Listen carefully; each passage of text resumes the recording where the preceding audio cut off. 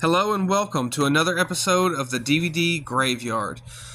Well, it is that time once again. We are getting into spooky season, and I'm so glad it is finally here. Whenever you the weather's kind of first starts to cool off, especially at night, and then during the day, especially, me living in Texas, it's hot as hell most of the time here, especially coming out of summertime. Our summers are miserable most of the time. So, this is my favorite time of year, absolutely, 100%, no doubt. And it is Halloween to me, around my house all the time. Like, I'm always watching horror movies. I watch horror movies constantly. I watch other movies, of course, but, I mainly watch horror.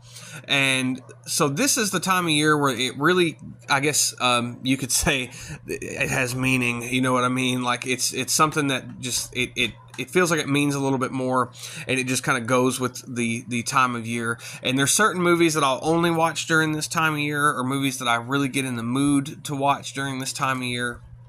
So I'm really excited, really pumped. I hope everybody else is. So what I'm doing tonight is, of course, we're doing 31 films for 31 days of Halloween. Now, this is something I did last year.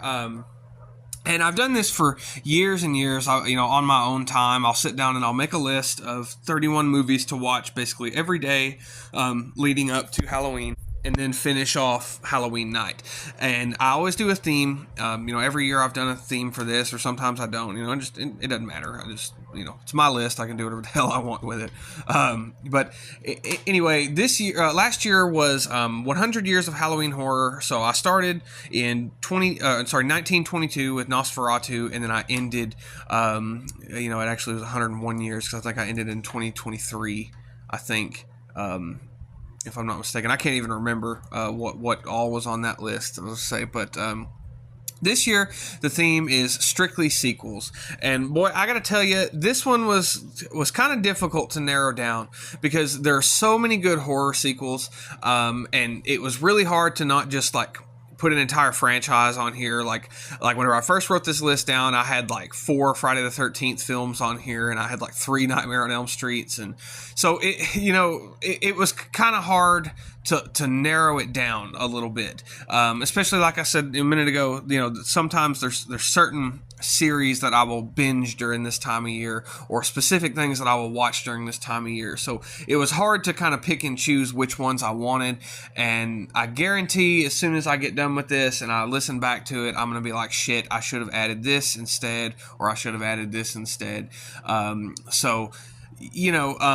feel free, if anybody's listening to this, you don't have to follow this list by any means, but if you want some suggestions, go for it. Feel free to add anything or take anything away or whatever have you. Some of my picks this year are, not regarded as some of the best sequels, but they're sequels that I enjoy and that I have fun with. And a lot of them are sequels that I tried to pick that kind of fit the Halloween aesthetic, or at least are ones that I'm kind of in the mood to watch, again, around this time of year. And I tried to pick ones that you don't really necessarily have to see the first film in order to really get what's going on. We'll talk more about that once we get into them. So that's just kind of a little bit of context, but without further ado, we're going to start with number 1. And also, these are in no particular order whatsoever. They're not really in year order. I think some of the newer ones are kind of clumped together, but anyway, like I said, no particular order. Starting off at number 1 is going to be House of Dracula. This is one that I always enjoy watching, around this time of year, especially if you're in the mood and you like, black and white films and you like the classic Universal monster films. This is a great one because you get I picked it because it's kind of a grouping of all of the Universal monsters into, well, not all of them, but a majority of them grouped into one. And that also leads me into number 2. I'm sorry if I'm going fast, but these two kind of have to have something to do with each other. And that is going to be House of Frankenstein, which is number 2. And again, this is one where you get a lot of the monsters on screen. They're all kind of grouped together in the house, and not really in a house, more like a castle. Sorry, but anyway.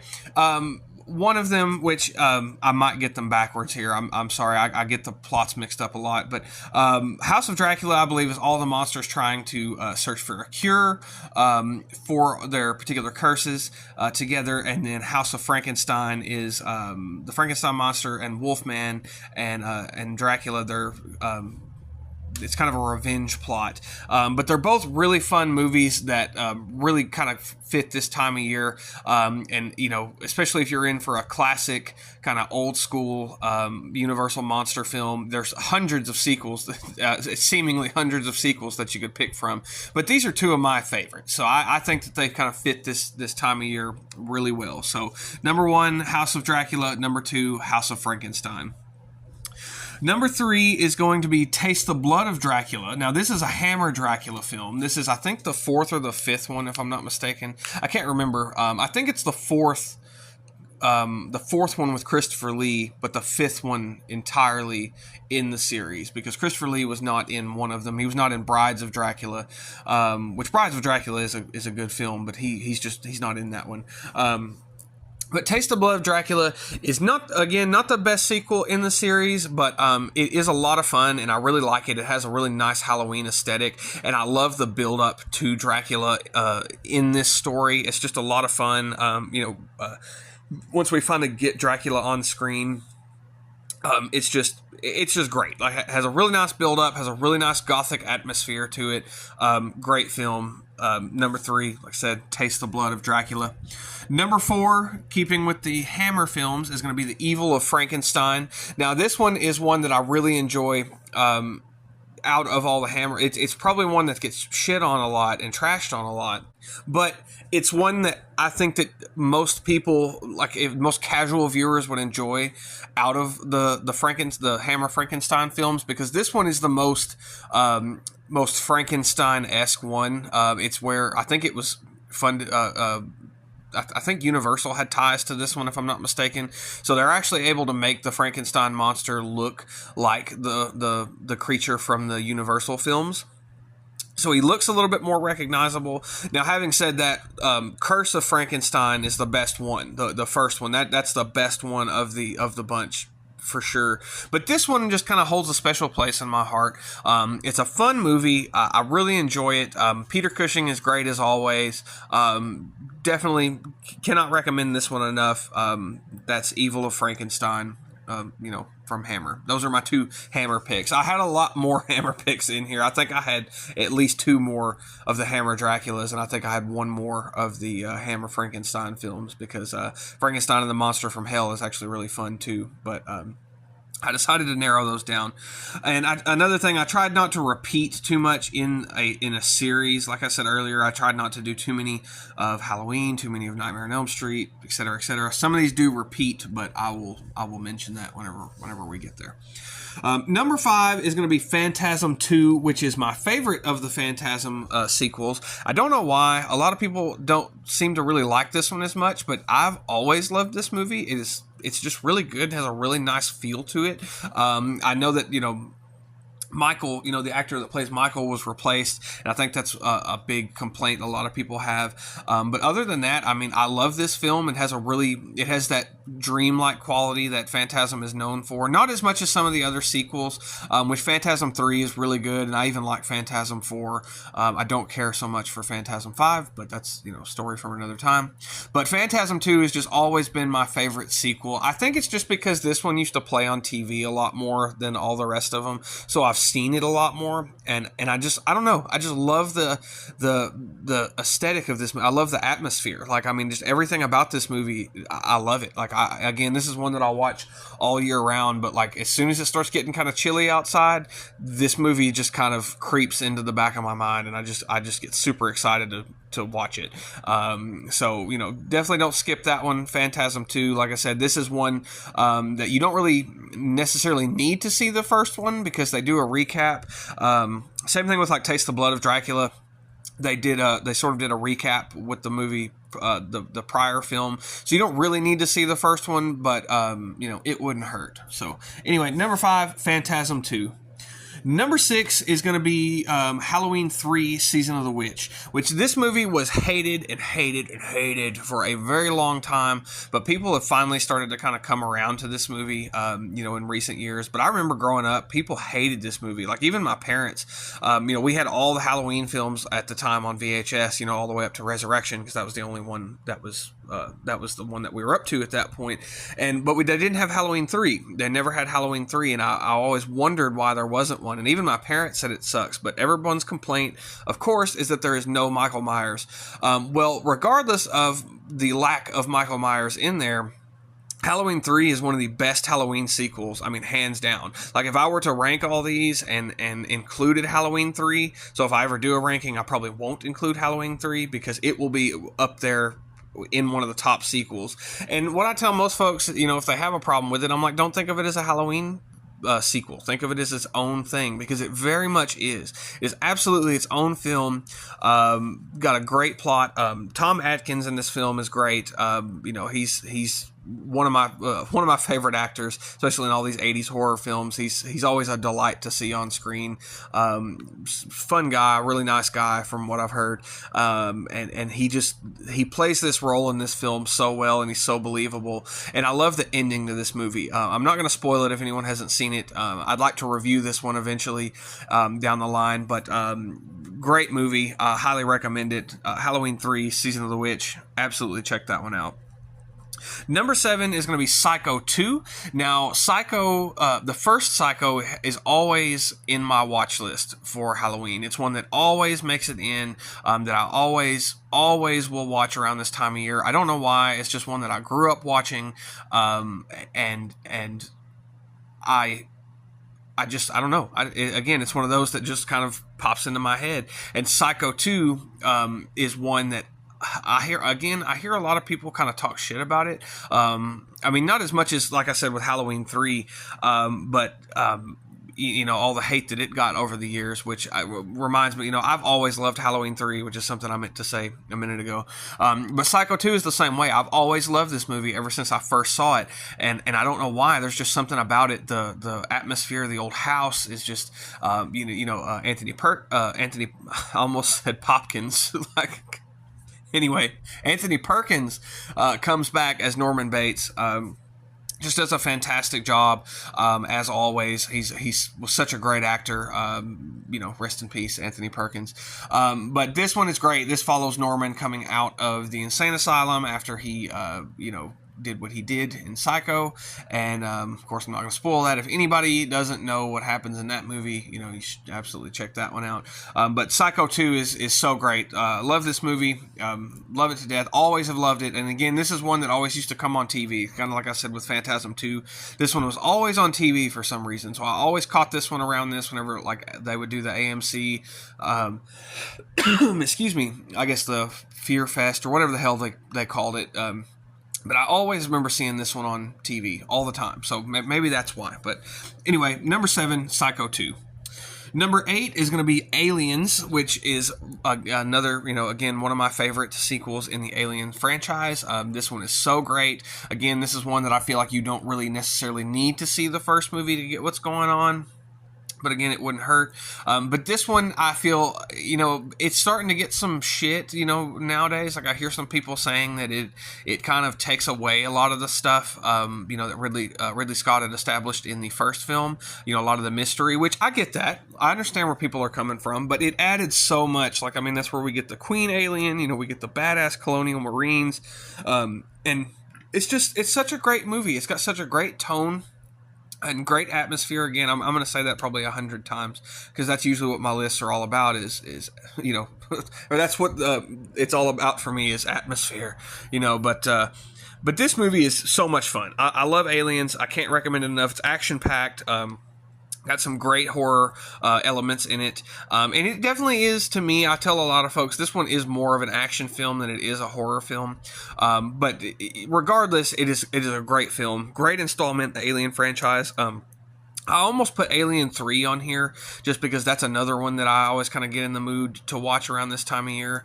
And I'm also just kind of been in an alien mood since the last episode of Alien Earth came out, which I'm really sad because I was enjoying that. I don't get into TV shows very often, but I was really enjoying Alien Earth. But I decided to go with Aliens because again, that one to me is the better film of the bunch. So yeah. Anyway, number 8 is Aliens. Number 9 is going to be Day of the Dead, which is sort of the it is the sequel to Dawn of the Dead, but they all of those films, Night of the Living Dead, Dawn of the Dead, and Day of the Dead, they all kind of stand on their own. And Dawn of the Dead is really good. I almost put that one on here, but Day of the Dead is one that, again, I always kind of come back to around this time of year. And plus, that one, it does take place during October, during the month of October. So, I mean, it's kind of ripe for the picking there. But this movie is so great. It really kind of reminds me, not that it's anything like The Thing, John Carpenter's The Thing, but it's not all about the zombies. It's more about the human drama, and the people not trusting each other, and the tensions rising in this underground facility that they're in. I've always loved this movie. I think it's so great. The music is amazing. I'll listen to the soundtrack of this movie just because. But this one, honestly, I think is a lot of people's least favorite out of those three. And I never saw why, because for me personally, I prefer Day of the Dead over Dawn of the Dead, but that's just me. I love this movie. I cannot I cannot stress that enough, that this is a great film to watch during this time of year. It's got just a really nice claustrophobic feel to it, and I always, again, as soon as that kind of those cool nights start kind of coming in, this one is going in the DVD player because I love this movie. Number 10 is going to be Creepshow 2. Now, I love Creepshow, the first one. Again, that's another one that is always on my Halloween watch list, and I love Creepshow 2 just as much. Creepshow 2 is so good. My only complaint with it is I wish that they had more stories, whereas the first one had 5. Creepshow 2 only has 3, which isn't necessarily a problem because the stories are a little bit more fleshed out, and there's a lot more content to them. And the story of the raft is so good. That's like one of my favorite, or that is my favorite from Creepshow 2. But it's probably one of my favorite stories in any anthology film. It's so iconic, so scary, so creepy. Of course, I love Chief Woodenhead. That's a good one. And then the Hitchhiker, I think, is what the third one is called, off the top of my head. It's about a hitchhiker, but I can't remember if that's exactly what it's called. But anyway, that's the weakest story of the bunch, but it's still a good story, still a lot of fun. Cannot recommend Creepshow 2 enough. If you like the first one, you will also really like the second one. Skip Creepshow 3. Creepshow 3 kind of sucks.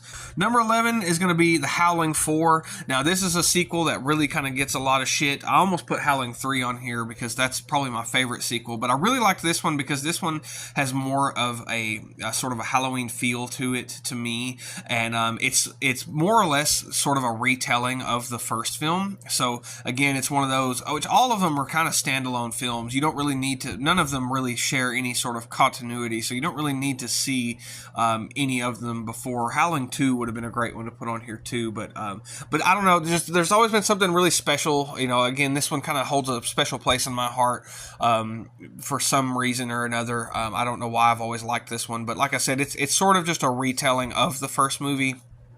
And so that's where I can kind of that's kind of where my mind was at placing this one on the list. But it's a fun movie. I have no problems with it. It's got good music, good atmosphere to it, and it's a really fun movie for this time of year. Really enjoy it. Great werewolf movie. The effects are fairly well done. Not the best Howling sequel, but still a fun one to watch. Highly recommend it. Number 12 is going to be Hellraiser 2, Hellbound Hellraiser 2. Sorry, I should have said the full title. This is, without a doubt, again, to me, the best Hellraiser sequel. It expands on the first movie so well, and I love all the hell sequences, like the part with Kirsty when the walls open up and she sees the whatever the thing in the hallway is called. I can't even remember, but when that thing chases after her, that used to scare the shit out of me when I was a kid. Whenever I first saw this movie, so that's always really stuck in my mind. But this whole movie is great. I honestly. Well, I wouldn't say I prefer it over the first Hellraiser, but it's damn good. I highly recommend it. Hellraiser 2, Hellbound, Hellraiser 2, great sequel. Again, I don't really think you have to see the first one necessarily to kind of get what's going on in this one. It wouldn't hurt anything. This is one that I feel like would kind of benefit more if you'd seen the first one going into this one. But again, I guess you don't really have to, because from what I remember, I think that they do a recap in this, but I can't remember. It's been a little while since I've seen it, so I don't remember really off the top of my head. But all I can say is that I love this damn movie.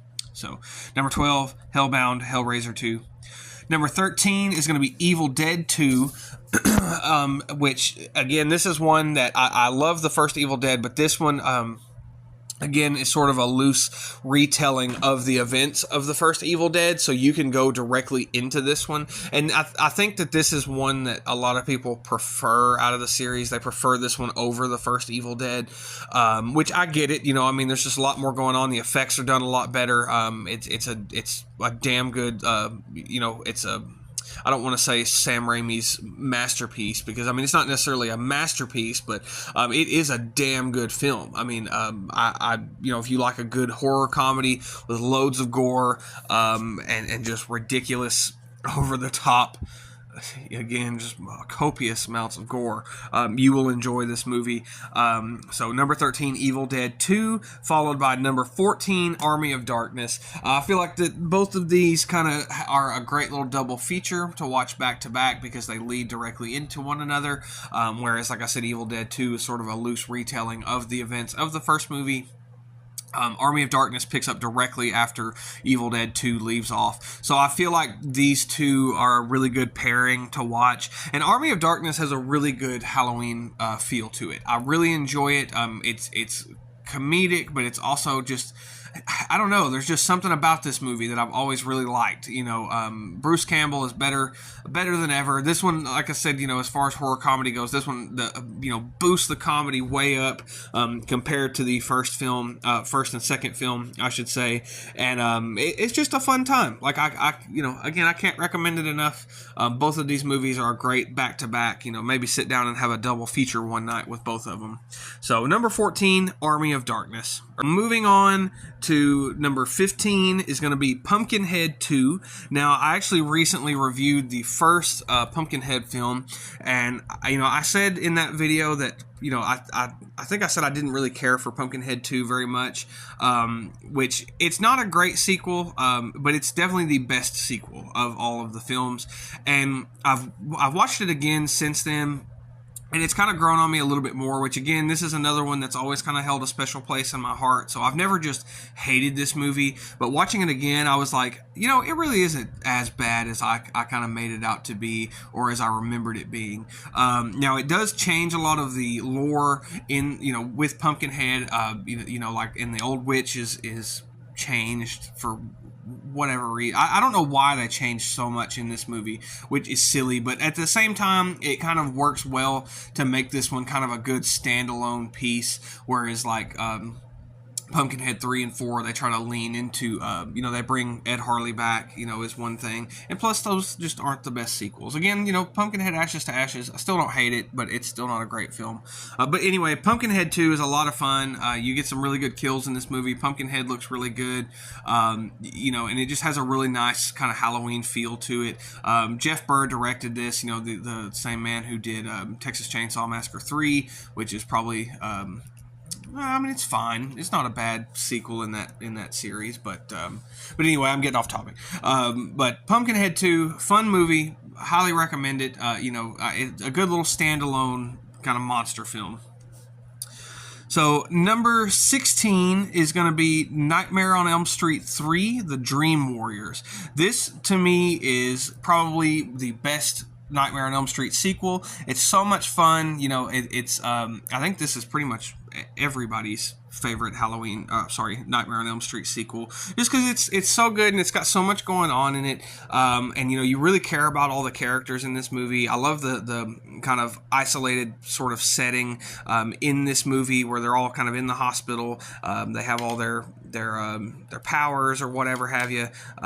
It's just fun movie. Can't recommend it enough. Heather Langenkamp comes back, reprising her role as Nancy. It's really fun to see her on in one of these movies again, and just a great time. I think I think this is probably everybody's favorite Nightmare on Elm Street sequel. So to follow that up is probably going to be everyone's least favorite Nightmare on Elm Street sequel. Is going to be Freddy's Dead. Is going to be the next one. What are we on, number 17 now? Freddy's Dead. Now this one again is one of those that holds a special place in my heart, but it has a really nice kind of campy, goofy sort of feel to it, and I love the kind of abandoned town.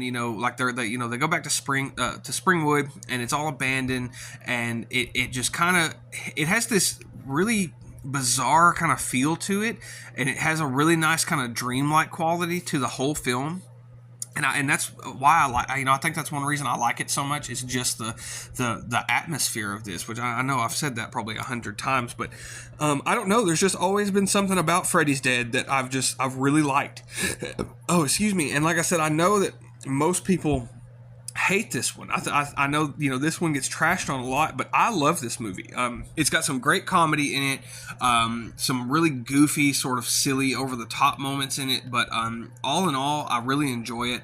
The cast is fine, and again, this is one that I feel like you don't really need to see any of the prior films to really get what's going on in this one. I feel like it's very self-contained.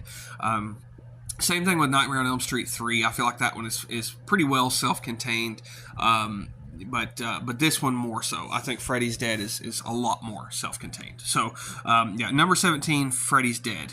18 is going to be Slumber Party Massacre 2. Now, I am a big fan of the Slumber Party Massacre trilogy.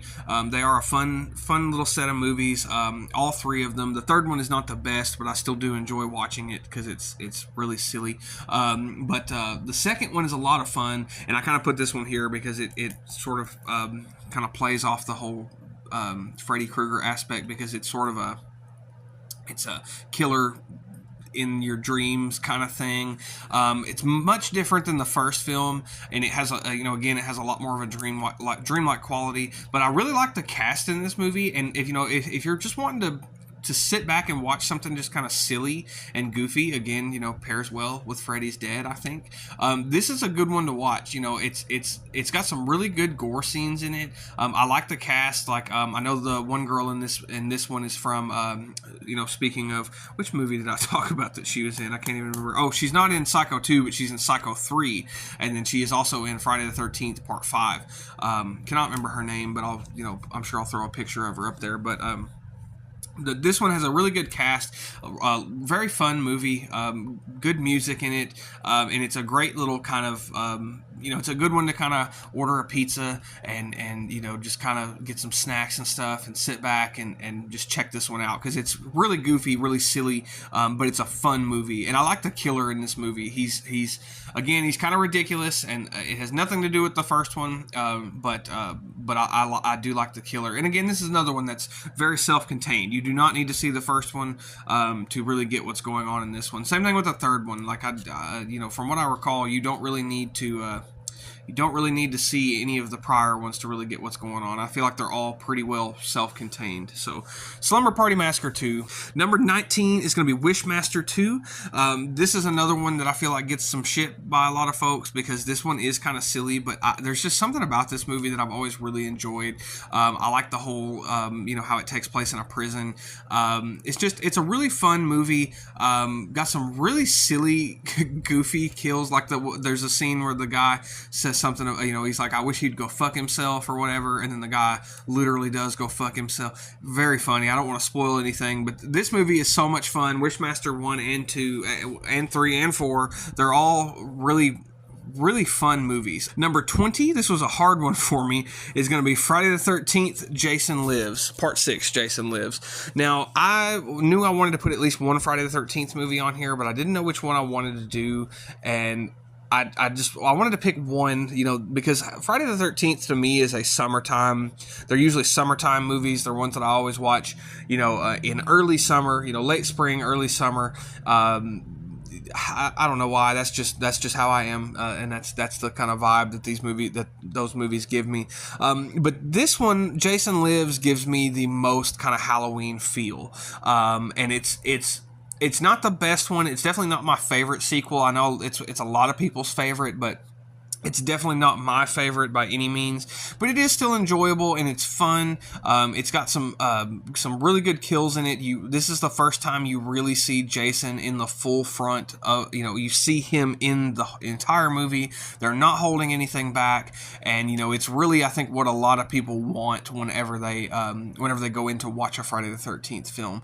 But like I said, it just has that really nice kind of Halloween feel to it. Number 21 is going to be Return of the Living Dead Part 2. So again, this is one that a lot of people, I know a lot of folks don't really care for, especially because the music was changed, and that's kind of a big controversy, as far as finding one with the original music track, which I do not own. I still have just I think it's the Anchor Bay DVD, if I'm not mistaken, is the one I still have. But I've always enjoyed this movie. Again, it's sort of a loose remake of the first movie.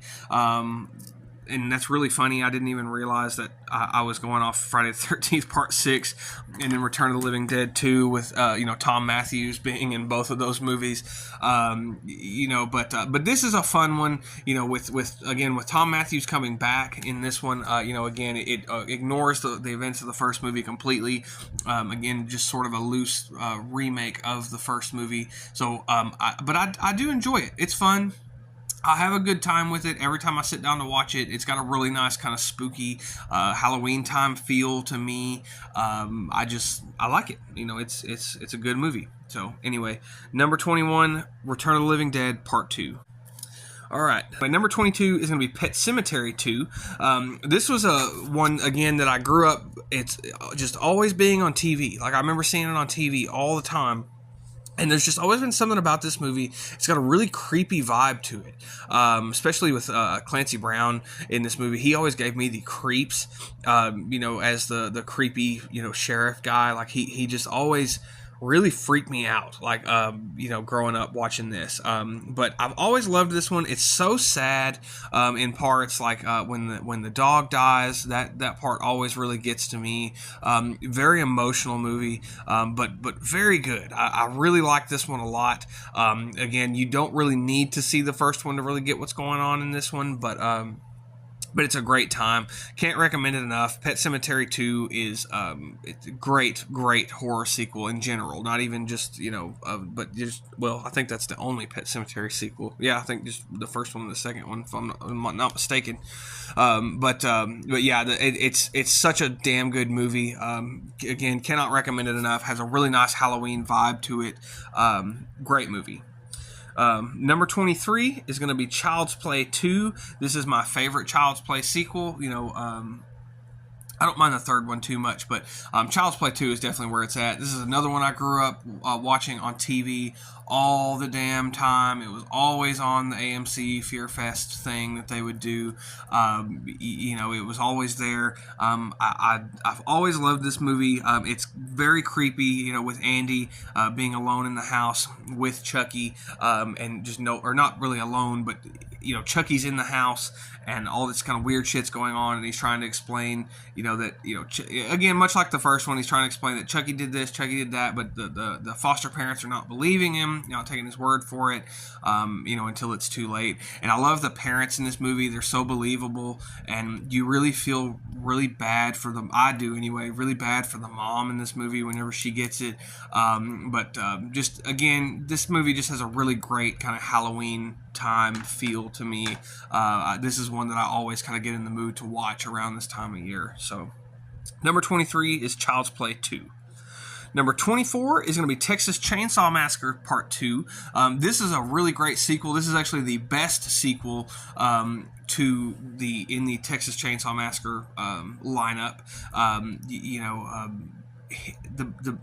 I'll save that for what I was about to say for the next thing. But this is, like I said, the best sequel. Tobe Hooper came back to direct this one. The comedy is ramped up to 11, and that's actually why I kind of like this movie, is just because it is such a polar opposite to the first movie. Like, the first movie is very dark and gritty and nasty and serious, and then there is some dark comedy in the first one, but the comedy in this one is just like Tobe Hooper was like, okay, I'm gonna make this one fucking hilarious, and it cracks me up so much. Bill Moseley is so good in this movie. Jim Sydal is so good in this movie. Great sequel, highly recommend it. Leatherface looks awesome. It's just great time.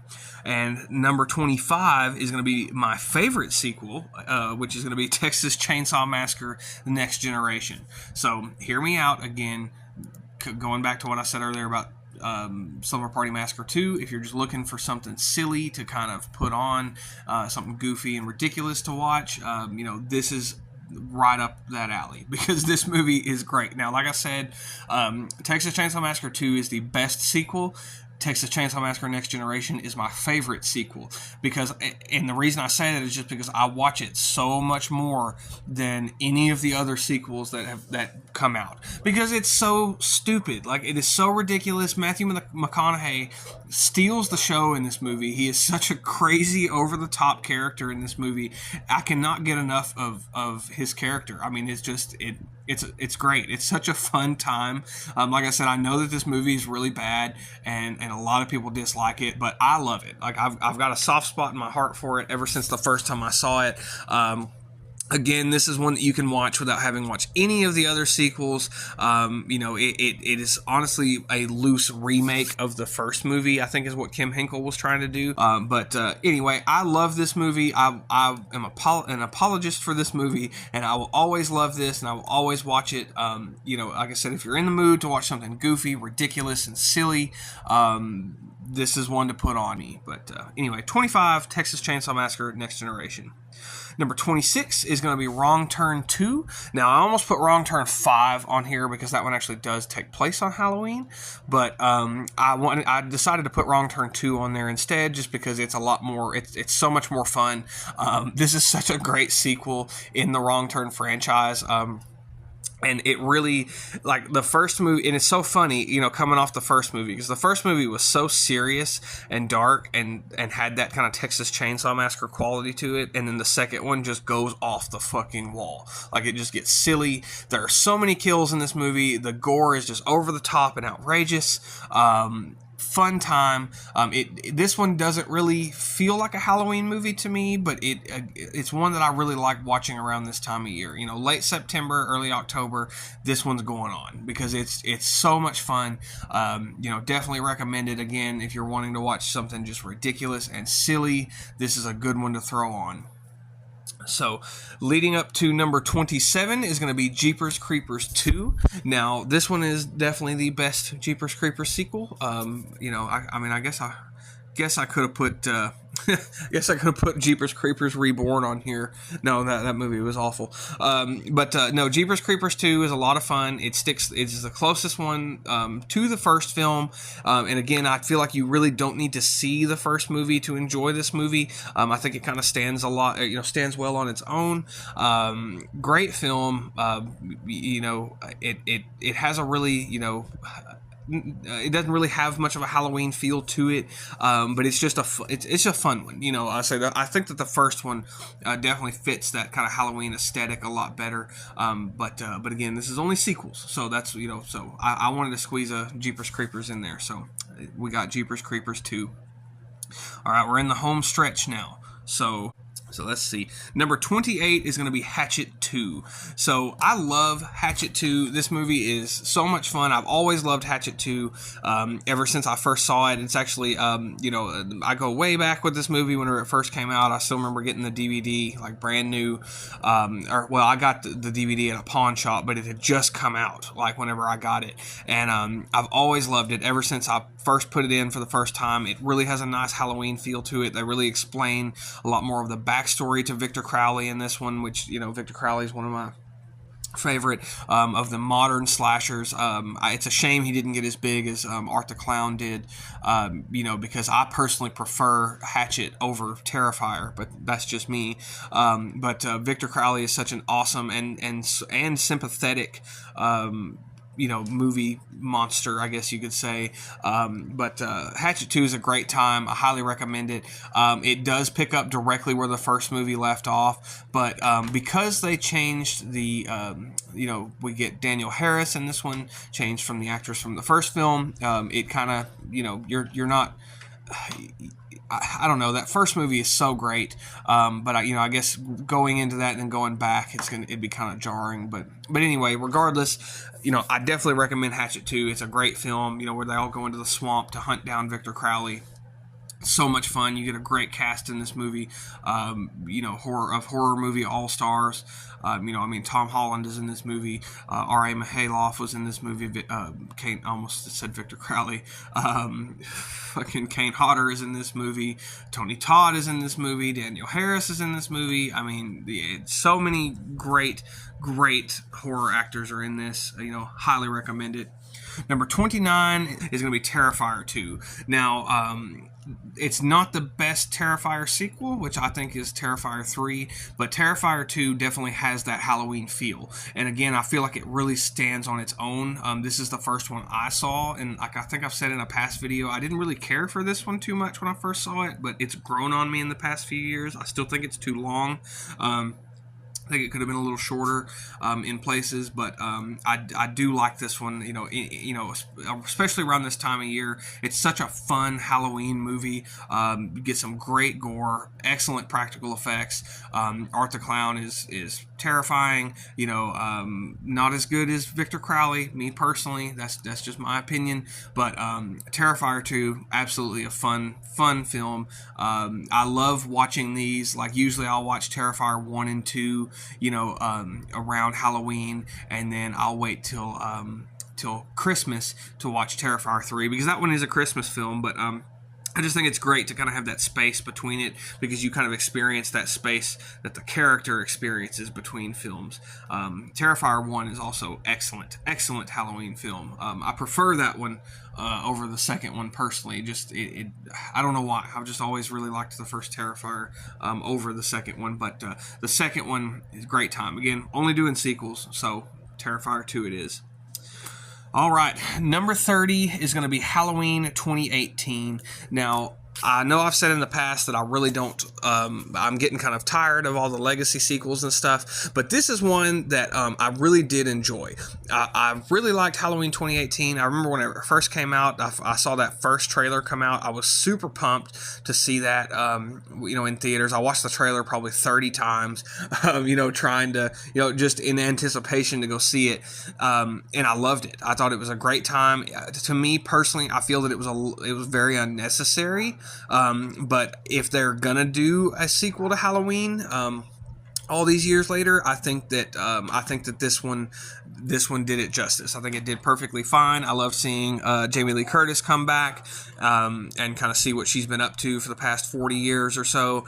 Michael Myers, the guy that played Michael Myers, did such a great job. I like the look of him. It really felt the most like a Halloween sequel over, many of the other sequels.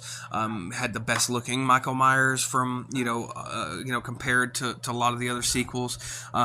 Because Halloween just kind of started taking a shit after Halloween 2, if I'm being completely honest. Like, I like Halloween 4. Halloween 5 is all right. It's nostalgic for me, so I like it for that reason. Halloween Curse of Michael Myers is garbage. Halloween H2O is all right. Halloween Resurrection is crap. It's still, I'll still put them on and watch them, but the Halloween franchise is not a very strong one, and it's not one that I just love.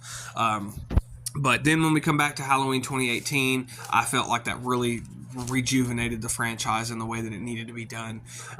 So number 30 is Halloween 2018, and then leading up to number 31 is going to be Halloween Kills. Now, I know I'll probably get some shit from some people for this, but I really liked Halloween Kills. Now, it does have a lot of really stupid shit in it, like as far as all the evil dies tonight shit. Like, I thought that was really dumb, but this one has such a really nice Halloween feel to it. I mean, even just as far as the color palette goes, like it really feels like a Halloween movie. And it gives you exactly what you want. Michael Myers just roaming around town, slaughtering people. We get some really good kills in this movie. Michael looks great. And again, it just has such a great feel to it. Like, I just love the atmosphere of this movie.